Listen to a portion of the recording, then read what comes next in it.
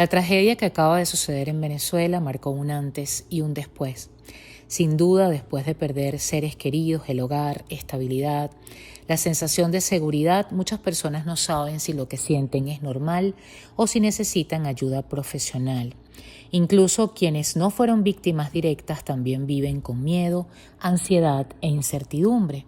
Hoy nos acompaña un excelente especialista, quien nos ayudará a comprender algo que quizás es intangible, pero que millones de venezolanos estamos viviendo en este momento: las heridas emocionales que deja una tragedia de esta magnitud. Ella es la licenciada Marisabel Martínez. Es un honor para mí presentárselas, ya que es amiga de la casa, la queremos muchísimo. Psicólogo clínico con 50 años de ejercicio profesional, especialista en situaciones críticas, psicoterapeuta individual de parejas y familia. Durante todo este tiempo ha acompañado a cientos de personas y familias en momentos de profundo dolor, pérdida y transformación. Bienvenida y gracias por acompañarnos. Le pregunto, ¿solemos asociar el trauma únicamente con quienes perdieron a un familiar directo, su estructura, digamos, su negocio, su vivienda? Sin embargo, millones de venezolanos que no sufrieron pérdidas directas también experimentamos miedo, ansiedad y una constante sensación de peligro. Desde el punto de vista psicológico, es normal que una persona pueda desarrollar síntomas de trauma aun cuando no haya sido víctima directa. ¿Y cómo se explica este fenómeno conocido como trauma colectivo o trauma vicario? Hola, ¿cómo estás, Candy? Gusto de que podamos estar conversando, aunque las circunstancias no sean agradables ni gratas, pero sí importantes.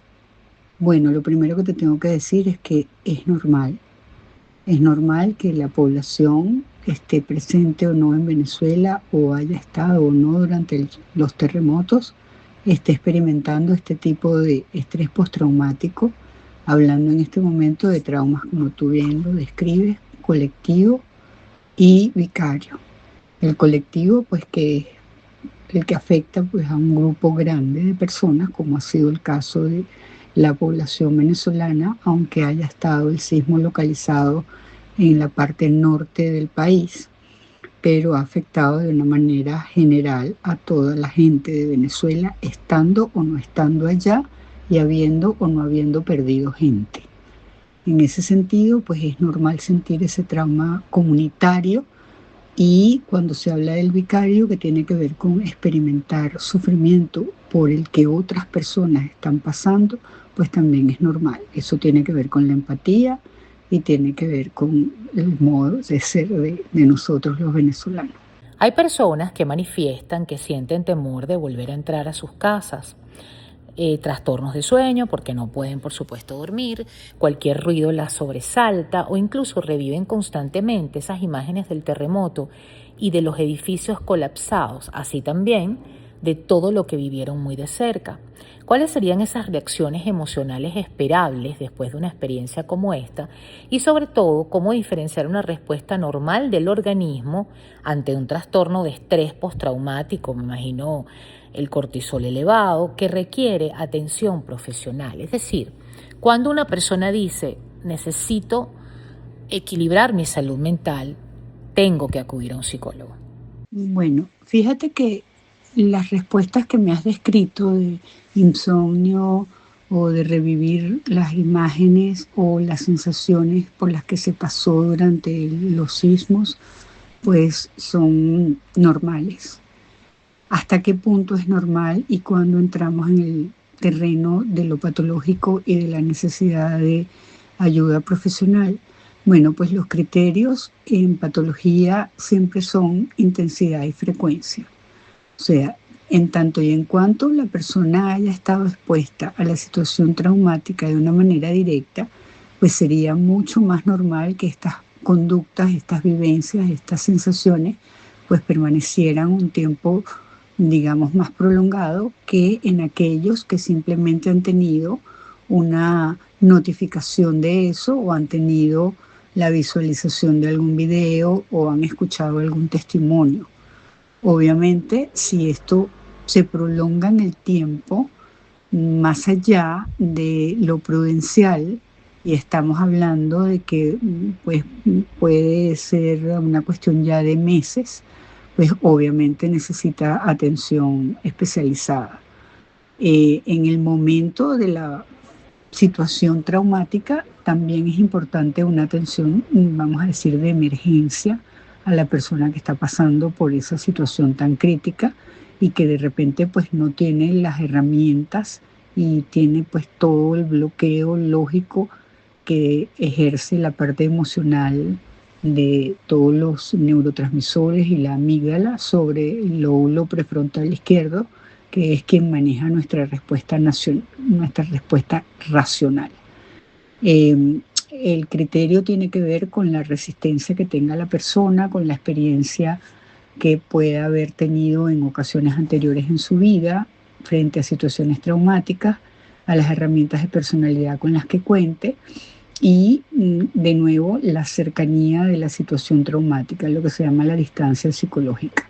Si esa distancia es muy corta, pues obviamente necesita una atención mucho más inmediata y mucho más sostenida en el tiempo que aquellos que no lo vivieron de esa manera. Pero si en los que no vivieron de esa manera la situación persisten estas respuestas de estrés postraumático, también es requerida la atención especializada, ya que la frecuencia y la duración hasta que influye en el desenvolvimiento de la vida cotidiana te da un poco la pauta de cuándo debes buscar ayuda. En momentos como estos tan delicados también aparece un sentimiento muy complejo que es la culpa del sobreviviente. Personas que dicen, ¿por qué yo sigo aquí? Mi vecino no, ¿por qué mi familia está completa? Otras quedaron destruidas. ¿Qué es este fenómeno y cómo puede trabajarse para evitar que termine afectando profundamente la salud mental? En mi caso, yo me cuestionaba esta mañana hasta el color de ropa que me estaba poniendo para salir a la oficina y a la calle. De hecho, me cambié. Dije, bueno, no puedo salir de rojo porque me siento mal y porque mi país está de luto. Cuéntenos un poco. Bueno, la culpa del sobreviviente ocurre en casos como este de tragedias colectivas. También ocurre con pérdidas, vamos a decir, de un poco más, menos inesperadas, menos abruptas y menos eh, colectivas, ¿no? De todas maneras, eso se manifiesta en pensamientos intrusivos que te repiten todo el tiempo, que cómo harías, o sea, lo que yo llamo los copretéritos y los pospretéritos, que hubiese hecho, que hubiese pasado si yo, eso realmente no resuelve la situación, pero sí altera muchísimo la estabilidad y la condición de la persona. Puede tener inclusive malestares de tipo físico, bueno, como tú señalas, problemas de sueño, pesadillas, puede tener bloqueos de tipo emocional, puede tratar de aislarse. Y bueno, la única manera de afrontar esto es dándose cuenta de que eh, reconocer el dolor y la culpa, darse permiso de sentirse así, pues es parte de la humanidad, es parte de la normalidad de la gente. Pero eso no quiere decir que uno sea responsable de lo que le pasó al otro. O sea, esa culpa hay que dividirla, hay que delimitarla, porque no es lógico permitir que se instale dentro del aparato psíquico de la persona. Eh, una cosa es lo que pasa por casualidad y otra cosa es lo que se hace con intención. Por supuesto, en este caso, pues no hay absolutamente ninguna intención, por lo tanto no hay responsabilidad, por lo tanto ese sentimiento de pesar y de merecimiento de castigo no tiene sustento. Y bueno, hay que buscar apoyo profesional si se vuelve una cuestión crónica, porque obviamente va a perturbar el desenvolvimiento y el bienestar emocional de las personas.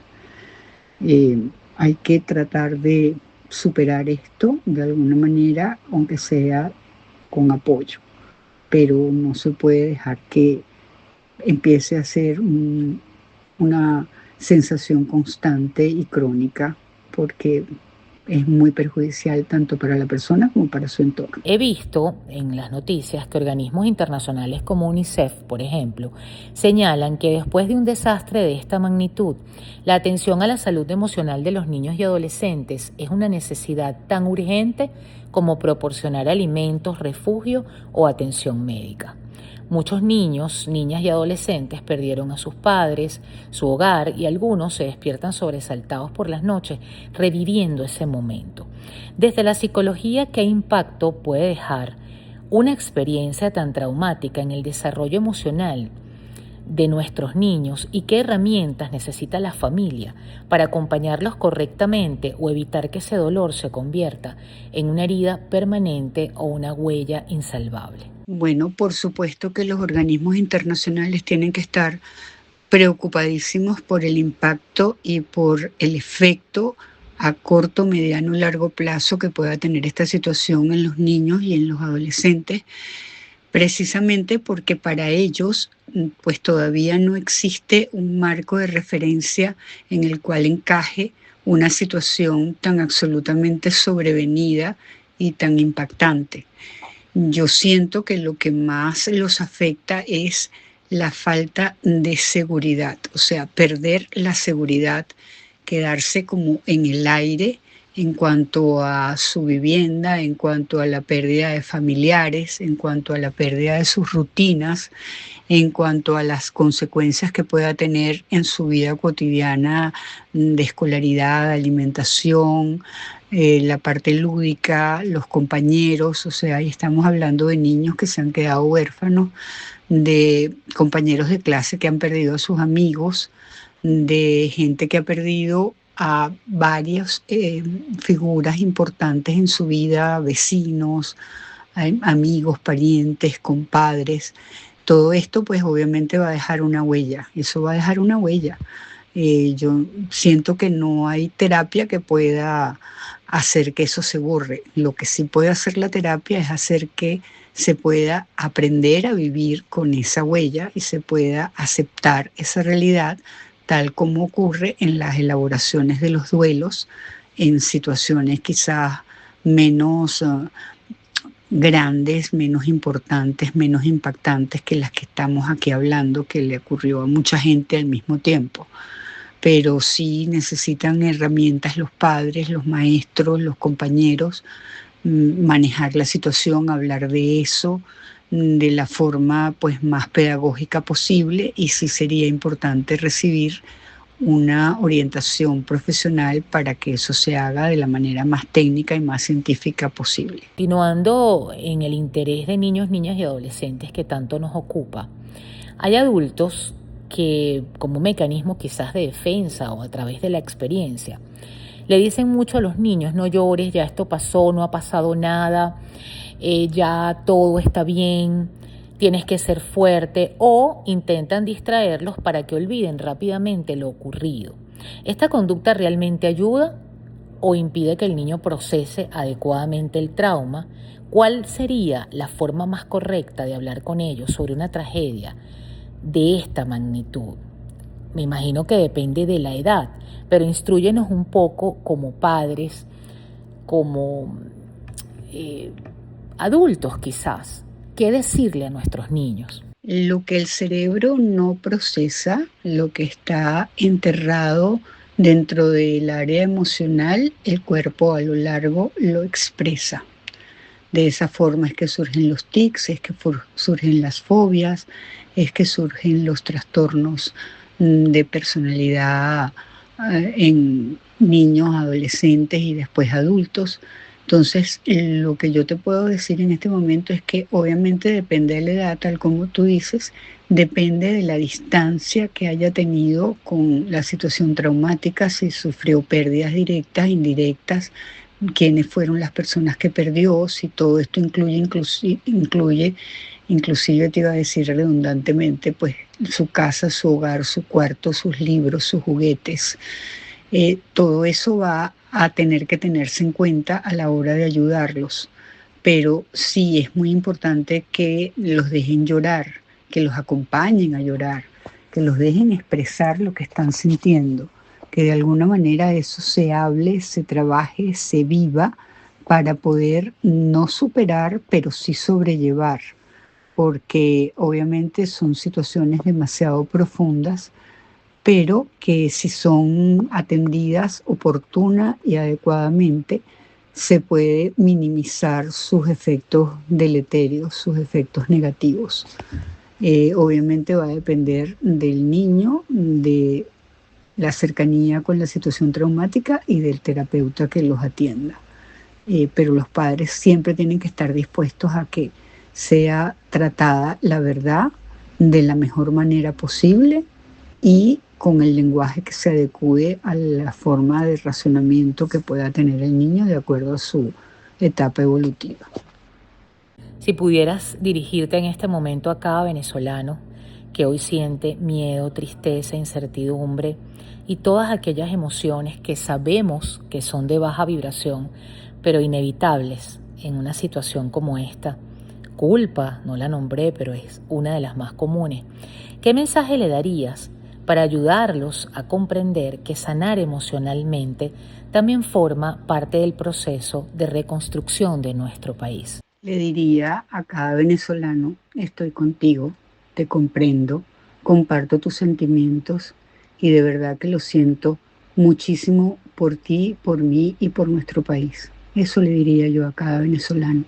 Y también le diría que el hecho de que nosotros tengamos en cuenta que tenemos una generación que sacar adelante y que tenemos un país que volver a poner armado en una sola pieza y no en pedazos como quedó lo que quedó del norte de Venezuela, pues ese papel preponderante que tiene cada uno de los adultos en recomponerse y en reconstruirse va a tener un impacto no solamente en su familia, sino en su núcleo social y en su territorio, en su país y en el futuro de todos. Hemos pasado por una situación muy difícil, por algo Dios permitió que siguiéramos en este camino. Algo importante debemos tener que hacer para poder seguir aquí y ahora, y lo que nos queda por delante es respirar profundo, buscar ayuda, llorar y seguir adelante. Infinitas gracias por acompañarnos. Hemos entendido a través de tus palabras que hay estructuras que se reconstruyen y que las heridas emocionales también necesitan tiempo, comprensión y, cuando sea necesario, esa ayuda profesional. Cuidar nuestra salud mental, más allá de un signo de debilidad, es una parte esencial del proceso de volver a vivir con esperanza. Que Dios multiplique en bienestar, en prosperidad, todo lo que nos has dado y sé que vas a continuar entregando. Bendiciones. No, muchas gracias a ti por la oportunidad de dejar que mis palabras puedan ser de ayuda para alguien y puedan dar una orientación a quien la necesite. Para eso he vivido desde hace muchos años y quisiera continuar en la medida que mi salud lo permita y que gente como tú, que tiene esa confianza, pues acuda a solicitar mi intervención de una manera tan confiada, tan amable y tan grata. Te mando un abrazo grande, sabes que cuentas conmigo siempre.